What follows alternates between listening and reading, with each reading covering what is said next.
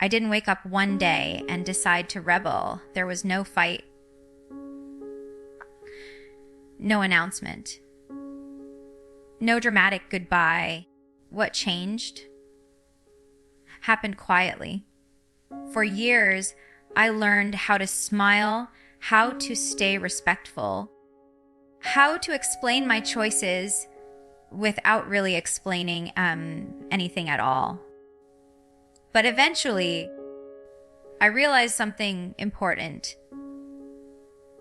You can love your family and still choose a different path. I never said their names. I never needed to. Because the truth was already there in what I stopped saying. I grew up believing that staying respectful meant staying quiet. Not silent, but careful. Careful with words, careful with tone, careful with questions. From the outside, everything looked loving and structured. There were rules, routines, and a strong sense of purpose. And I learned early that belonging came from fitting into that structure. So I did. I followed the expectations placed in front of me. I learned how to speak in ways that felt acceptable. And I learned how to pause, sometimes forever, before saying what I really thought. That didn't feel like control at the time. It felt like love. When you grow up surrounded by certainty, you realize how started. You don't realize how little space there is for curiosity. You assume that if something feels uncomfortable, the discomfort must be your fault. So I adjusted myself instead. I didn't question the system. I questioned my reactions to it. Why did certain conversations make me anxious? Why did disagreement feel dangerous? Why did choosing differently feel like disloyalty? Those questions stayed with me quietly. They didn't explode. They didn't demand answers right away. They waited. And over time, they changed how I listened to others and to myself. I didn't stop loving my family. I didn't stop respecting where I came from, but I began to understand something important. Respect doesn't require silence. And that realization, that quiet shift, was the beginning of everything that followed. For a long time, I thought the image people saw was the same life I was living. I believe that if everything looked peaceful on the outside, then it must be peaceful on the inside too. But slowly, I realized those two things weren't always the same. Publicly, I knew how to present myself. I knew which words sounded safe.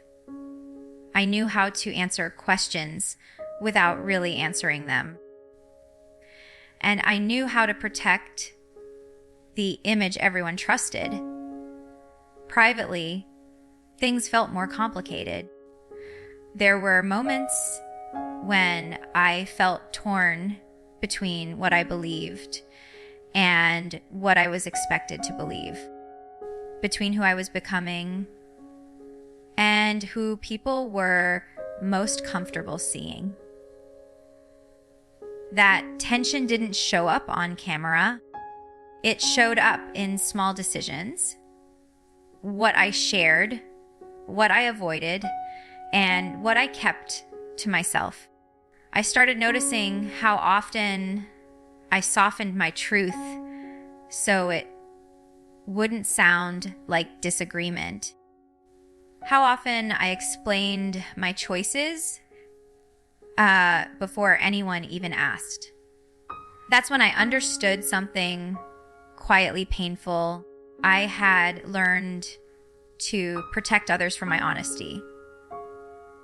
Not because anyone demanded it directly, but because harmony mattered more than clarity. I didn't feel angry. I felt careful. And being careful all the time is exhausting. I began to realize that honesty doesn't always look loud. Sometimes it looks like stepping back, like choosing different words, like letting silence speak for you. That was the moment I stopped trying to explain everything and started paying attention to what felt true. Instead, once I became aware of the tension, fear followed. Not loud fear, not panic, a quieter kind. The kind that asks, what will this cost me if I keep going? I wasn't afraid of changing my beliefs. I was afraid of what changing might mean for my relationships, for the people I loved, for the life I had always known. When you grow up in a close family, difference can feel like distance.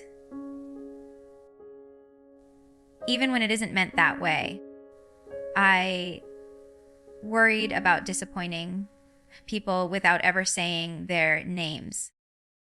I worried about being misunderstood without knowing how to clarify myself. So, I stayed careful. I chose my words slowly.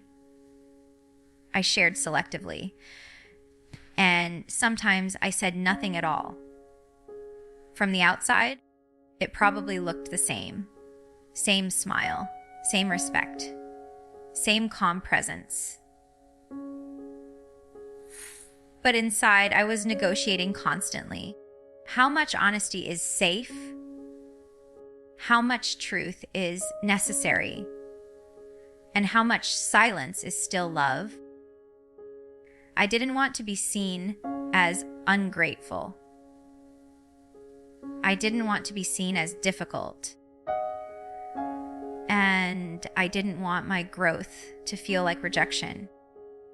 That fear kept me in a narrow space for a long time, not unhappy, but not fully free either. And that's when I realized something important. Staying the same wasn't neutral. It had a cost. And slowly, quietly, that cost became heavier than my fear. The change didn't happen because I wanted distance. It happened because I needed honesty. I reached a point where pretending felt heavier than explaining, and explaining felt heavier than being quiet. So I chose quiet, not as avoidance, but as a way to breathe.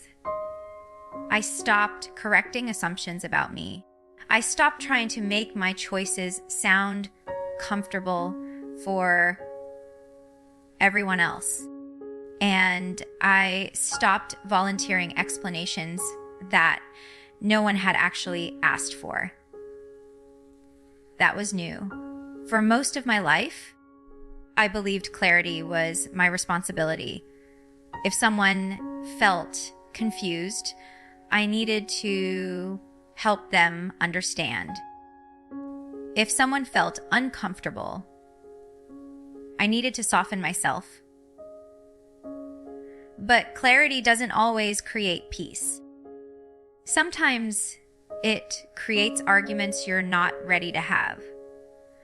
So instead, I focused inward. I asked myself questions I had never prioritized before. What do I believe? Without anyone watching? What feels right without approval? What kind of life allows me to be honest without being defensive? Those questions didn't demand answers right away. They just asked me to stay present. And as I stayed present, I noticed something surprising. I felt calmer, not because everything made sense, but because I wasn't forcing myself to stay the same anymore. I didn't announce this shift. I didn't frame it as a decision. It simply showed up in what I no longer explained and what I finally allowed myself to feel.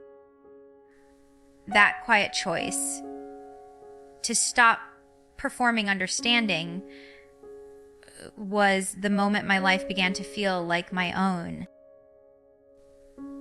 Setting boundaries didn't feel strong. It felt uncomfortable.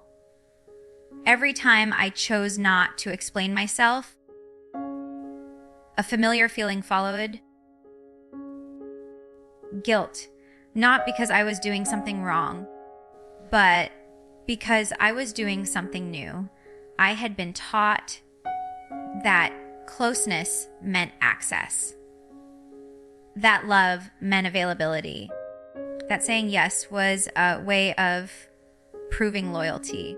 So when I began saying no, or even just pausing, it felt like I was breaking an unspoken rule. I worried about how my silence would be interpreted. Would it sound cold? Would it feel distant? Would it hurt people I cared about? That fear tempted me to overcorrect, to soften my boundaries, to explain myself into exhaustion. But boundaries don't work when they need permission. I learned that protecting my energy didn't mean rejecting anyone else. It meant finally taking responsibility for myself. And that shift came with loss, not of relationships, but of expectations. Some people expected constant access to me. Some expected familiarity to stay unchanged. Some expected me to remain understandable at all times. Letting go of those expectations was painful. But holding onto them was worse. The more I honored my boundaries, the clearer my thoughts became. The steadier my emotions felt. And slowly, I began to trust myself. Not because everything was easy, but because everything felt honest. Healing didn't arrive as relief, it arrived as clarity. At first, I didn't even recognize it as healing. It felt more like slowing down, like finally allowing myself to notice what had always been there. I started paying attention to how my body reacted to honesty, how tension showed up when I forced myself to agree, how calm followed when I told the truth, even quietly. That's when I realized how long I had lived in a state of readiness. Ready to explain, ready to reassure, ready to smooth things over. Therapy wasn't about blaming anyone. It wasn't about rewriting my past. It was about understanding how deeply my past had shaped my instincts. For the first time, someone asked me questions without expecting a right answer. They asked how something felt, not how it should have felt. That difference mattered. I learned that strength isn't endurance without limits. Strength is knowing when something costs too much. Strength is listening when your body asks for rest. Strength is choosing honesty even when it feels unfamiliar. Healing didn't erase the love I have for my family, but it changed how I carry it. I stopped confusing silence with peace. I stopped confusing discomfort with failure.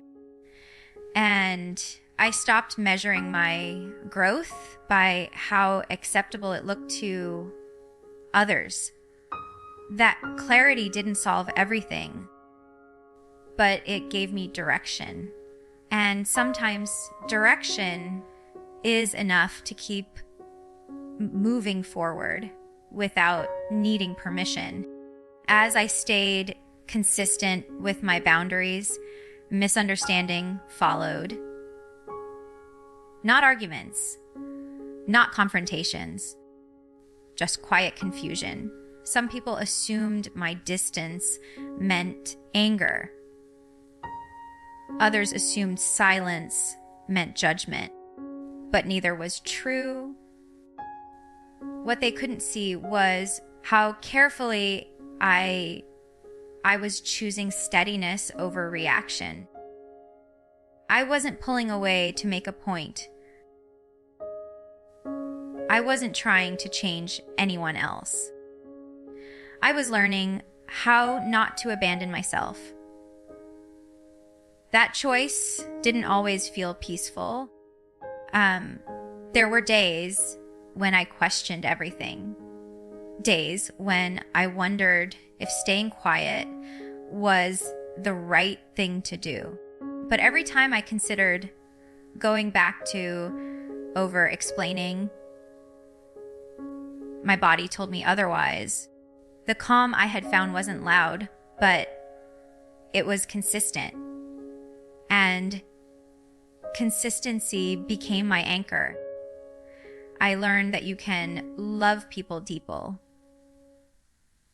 deeply, without sharing every part of your life with them. That connection doesn't disappear because access changes. Distance doesn't always mean division. Sometimes it means respect for yourself and for the limits you've finally named. I didn't expect everyone to understand this version of me. Understanding wasn't the goal. Stability was. And choosing stability over constant reassurance changed how I moved through every relationship in my life. From the outside, my silence probably looked intentional, like a statement, like a choice to withhold. But from the inside, it felt like peace. For the first time, my life didn't feel like something I had to explain. I wasn't crafting answers for questions that might come. I wasn't preparing myself for misunderstandings before they happened. I was simply living. There's a difference between being quiet and being hidden. I wasn't hiding. I was protecting what finally felt stable. Public silence doesn't mean nothing is happening. It often means something important is happening privately. I was learning how to exist without commentary, how to grow without documenting every step, how to trust that my choices didn't need constant validation to be real. That kind of peace doesn't look impressive from the outside. It doesn't create headlines. It doesn't invite debate, but it holds. And once you experience that kind of steadiness, it's hard to trade it back for noise. I realized I didn't miss being understood by everyone. I missed being understood by myself. And now that I was really listening, there was no reason to speak unless it felt honest. Silence stopped being a shield. It became a space. A space where I could finally be whole without performing clarity for anyone else. Quiet growth has a cost people rarely talk about: loneliness. Not the kind that comes from being alone, but the kind that comes from being misunderstood. When you stop explaining yourself, people fill the silence with their own assumptions. Some think you're distant. Some think you've changed too much.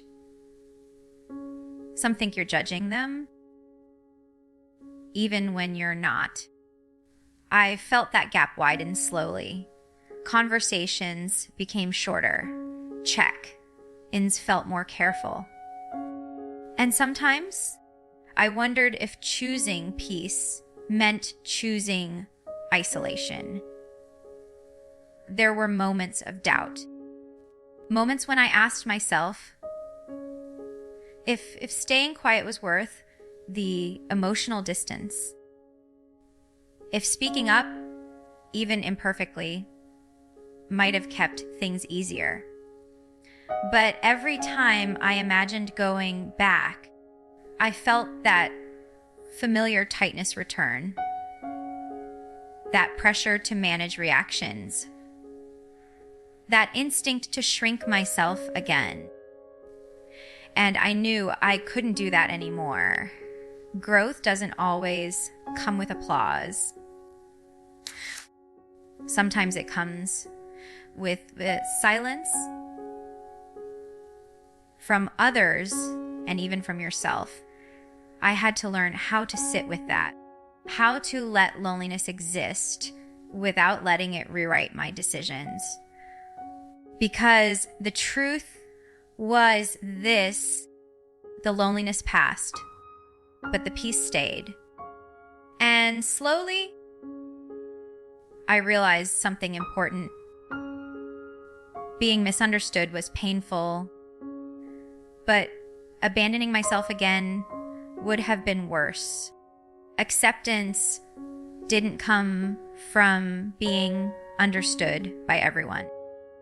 It came from trusting myself without needing constant reassurance. For a long time, I measured my choices by how they landed with others.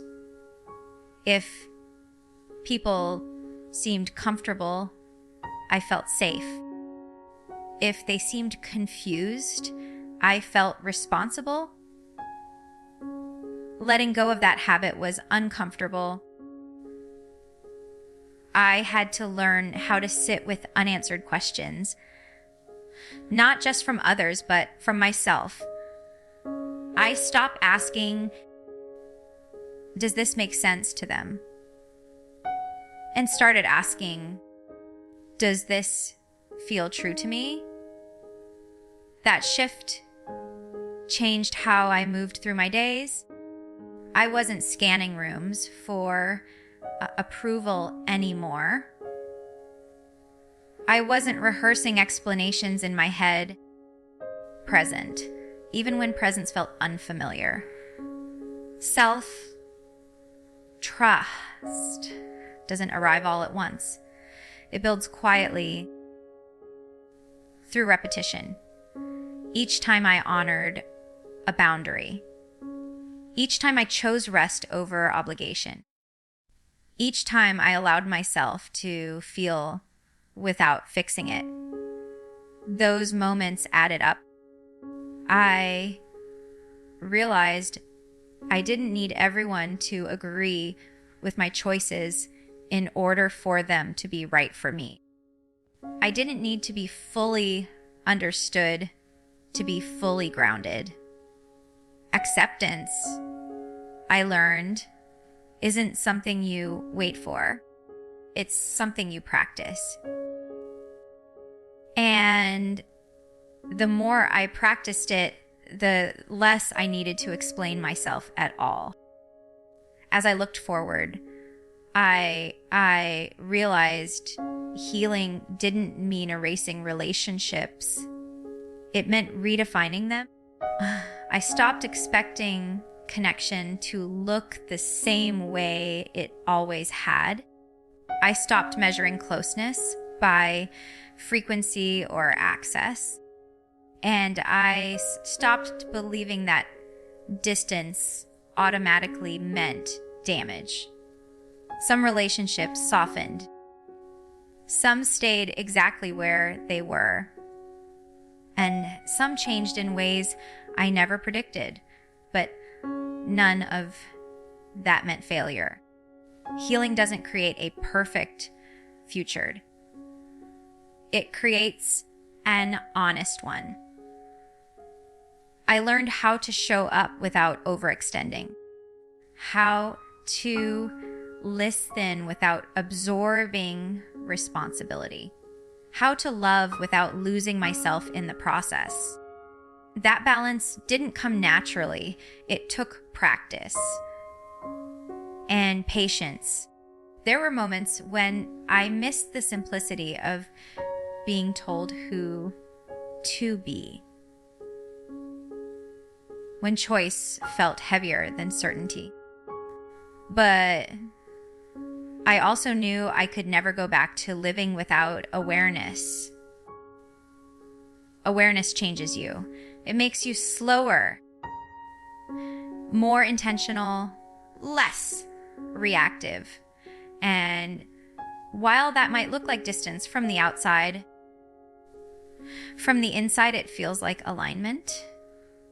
I wasn't trying to build a louder life. I was building a truer one. And for the first time, that felt like enough.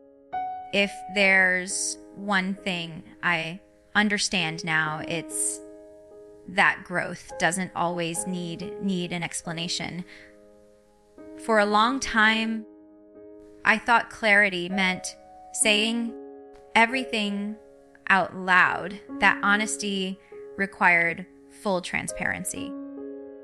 That if I didn't explain myself, my story would be misunderstood.